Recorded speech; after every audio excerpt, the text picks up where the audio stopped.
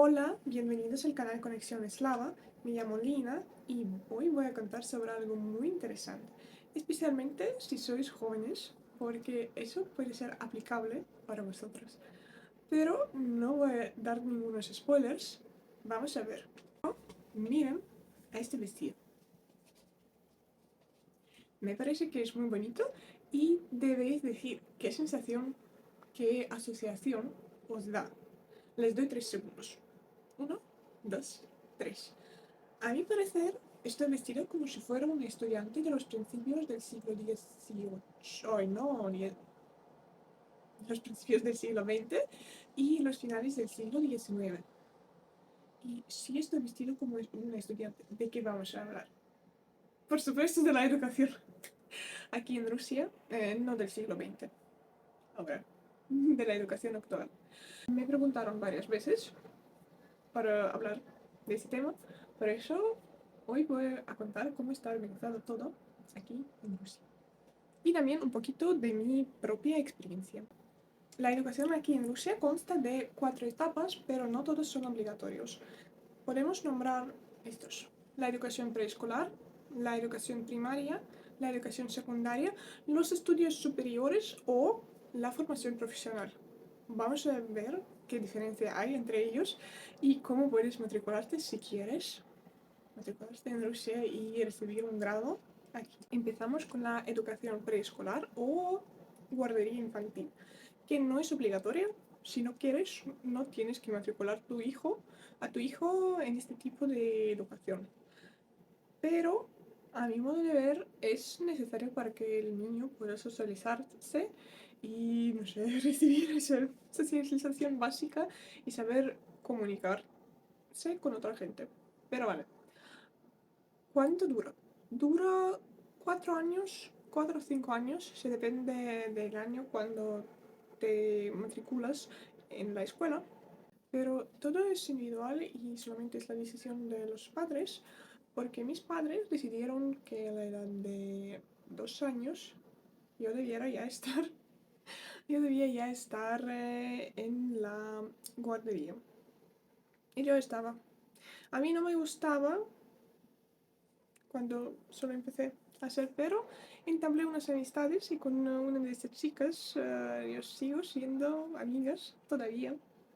A la edad de 7 años nosotros tenemos que matricularnos en una escuela, porque ya empieza la educación primaria que dura 4 años.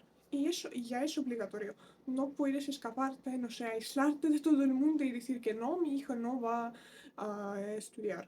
Porque eso es posible solamente en las situaciones especializadas, cuando alguien tiene algunos problemas físicos, mentales, con la salud. Nosotros no vamos a hablar de eso, nosotros vamos a hablar sobre los casos básicos de educación primaria. Es algo que yo recuerdo con mucho amor porque mi profesora, mi primera profesora, mi primera maestra, fue increíble. Ella era muy bondadosa, muy generosa y amaba a nosotros, aunque no éramos unos niños buenos. Vale, yo, yo era una chica, no soy un poquito arrogante en ese sentido, pero yo era una chica buena porque a mí me gustaba muchísimo estudiar, hacer todos los ejercicios, hacer todos los deberes, las tareas. Todavía me gusta hacer todo eso, por eso puedo decir que detrás de este rastro lindo está una friki. No es una broma. Después, nosotros vamos a una etapa todavía obligatoria, que es la educación secundaria. En esos años nosotros debemos recibir toda la educación necesaria, todos los conocimientos necesarios para, no sé, entrar en la vida no laboral, pero en la vida de los mayores, no sé, saber los leyes básicos de física, saber cómo, no sé, escribir los sinusis, no sé cómo se llama, cosinus, todos los términos, ¿vale? De matemática. A mí no me gustaba la matemática, pero la entendía, pero no sé solamente los nombres en español, nada más. Eso es obligatorio todavía. Y tú puedes elegir en qué colegio vas a ir. Por ejemplo, ¿quieres ir a un colegio estatal o un colegio privado? Yo estudié primeros 9 años en un colegio estatal y las escuelas públicas sí son de nivel más alto, no sé, porque mi escuela fue profundizada en las lenguas, no se diferencian mucho de los colegios privados. Sí, por supuesto, hay colegios privados como con bachillerato internacional de ese programa británico, pero si hablamos de algo más básico, pues los colegios privados solo ofrecen los clases más pequeños y además un programa profundizado en algunas de las asignaturas. Pero lo mismo puedes encontrar en una escuela estatal. No hay ningún problema. Sí, ¿qué más puedo decir sobre mi experiencia en un colegio estatal? Me gustó, porque este colegio me ofrecía recibir como bachillerato español. Eso ya es mucho para un colegio estatal cuando recibes como 2 diplomas después de graduarte. Pero no recibí. Y aunque era una friki, y todavía soy. Porque yo cambié de la escuela. Y me prohibieron que siguiera mis estudios de bachillerato porque fue solamente el programa para las escuelas españolas. Y yo no estaba ya en uno de ellas. Es todo. Ahora nosotros dividimos nuestra ruta en 3 caminos que son totalmente legales cuando tenemos 17 años. No, 16. Un poquito más pequeños. Primero es no hacer nada. Es legal. Ya tienes como formación secundaria. No tienes formación, ¿vale? Pero ya has recibido tu educación secundaria. Después puedes recibir una formación profesional. Eso dura 2 años o puede durar 4 años. Vas a algo que llama colegio. No como colegio, pero college, que parece colegio, pero no es lo mismo que el colegio en los países hispanohablantes. Y puedes seguir estudiando en la escuela. Eso se llama como la educación superior, pero no superior, ¿vale? Es como bachillerato en España. Yo no sé los equivalentes de los países hispanohablantes, de otros países hispanohablantes, perdóname por favor. Yo quería estudiar literatura, la literatura en el nivel profundizado. En mi escuela lo permitían. Y yo tenía como 10 o 14 horas académicas de literatura cada semana. Eso fue un sueño para mí. Eso fue una escuela privada, pero sin pagar casi nada, porque nosotros, yo no provengo de una familia muy rica, a veces nosotros no llegamos a fin de mes, eso es normal, y por eso nosotros no podíamos permitirnos un colegio privado que cuesta muchísimo, pero la verdad es que lo único que nosotros pagábamos, eso fue como $20 al mes en mi equivalente ruso. Vale, llega ya el tiempo de graduarte. ¿Qué debemos que hacer? Vale, hay solo una ruta que nosotros tenemos. Es aprobar los exámenes estatales que se llaman JICAE. Es como, son estatales, son federales y son unidos. No sé cómo se traduce, pero ok. El examen estatal unido para todos. Y nosotros tenemos que pasarlo y, por supuesto, es ruso, matemáticas, el nivel básico o de perfil. Yo pasé de básico porque no lo tenía que hacer un perfil. Y después tenemos que elegir normalmente 1 o 2 asignaturas que queremos aprobar más. Yo escribía... ¿Qué yo escribí? Yo no recuerdo qué yo escribí. Vale, yo escribí la literatura y el español. Pero no eran necesarios en mi caso. Y como yo todavía sigo estudiando en una de las mejores universidades de Rusia. La respuesta está en las Olimpiadas Estudiantiles. Rusia proviene una posibilidad de graduarte sin pasar los exámenes, sin aprobarlos. Y yo escribí algunos de ellos, de español, de literatura y del arte mundial, algo así. Y gané en uno de ellos, y por eso cuando tenía ya solamente 15 años, ya sabía que voy a matricularme en las mejores universidades de Rusia, a la edad de 15 años.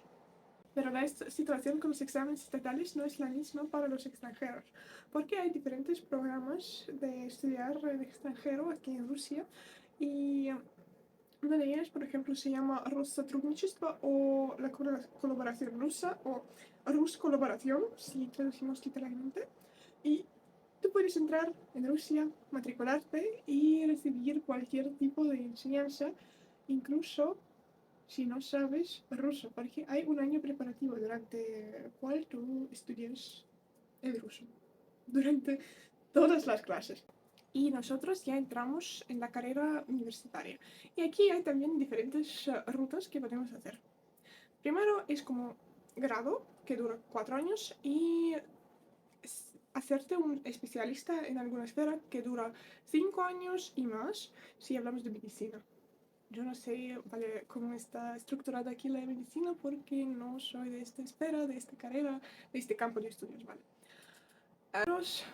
¿Y cómo se diferencia? Vale. El especialista para algo, para los ingenieros, para los físicos, matemáticos, algo más fundamental, y los que estudian las humanidades normalmente estudian solamente 4 años porque yo no sé qué tenemos que estudiar durante 5 años. Uy, apareció el sol. Nosotros seguimos hablando. Me parece muy bonito. Vale, nosotros seguimos hablando de la educación superior, de los estudios superiores y sobre lo que puedes hacer después de la graduación, porque ya pasaron 5 años, ya pasaron 4 años, depende de qué grado o licenciatura tú recibes o estudiaste, y ahora tienes también diferentes variantes. Primero es no hacer nada en sentido de lo referente a los estudios, porque puedes solamente trabajar, nada más, trabajar según tu carrera, según tu campo de estudios, o hacer algo no relacionado, pero que requiere la educación superior, requiere un diploma. O puedes seguir estudiando y hacer un máster.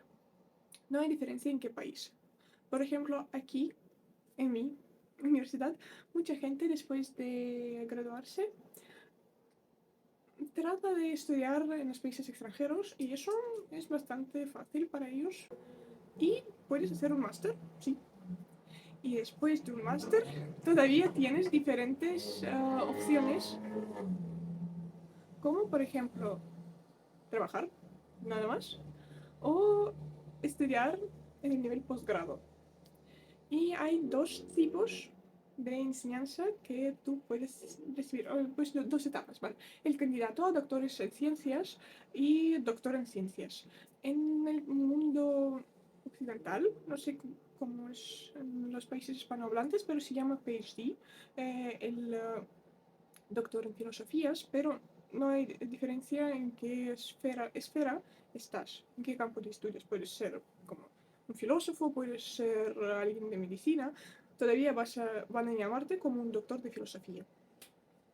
Y yo puedo hablar un poquito sobre mis propios planes, porque todavía estoy en segundo grado, pues todavía estoy en segundo año de mis estudios y yo quiero hacer un máster, pero yo no sé en qué país, porque hoy día yo estudio 4 lenguas y uno de ellos puede ser aplicable para mis estudios. Yo no quiero estudiar en inglés, pero a decir verdad, la mayoría de las universidades que ofrecen una buena educación en la esfera de culturología, de los estudios culturales y antropología, todos están en Alemania o en Inglaterra o en los Estados Unidos, pero yo no quiero, a decir verdad, estudiar en inglés o en alemán, pero sigo aprendiendo estas lenguas. No me gustan. Me gusta solamente el español y un poquito el italiano porque se parece en nivel gramatical, vocabulario, todo eso. Porque es lengua romance. Pero no estoy segura si quiero estudiar algo relacionado con la culturología, algo antropológico. Por eso puedo cambiar mi opinión y estudiar en un país, en otro país, donde hablan el español. Estudiar en la lengua que me gusta. Pienso que es todo para hoy. Voy a adjuntar las fotos de los estudiantes de los principios del siglo XX para para mostrar cuál fue el referente para mi vestido de hoy. Y nos vemos en próximos videos. Hasta luego.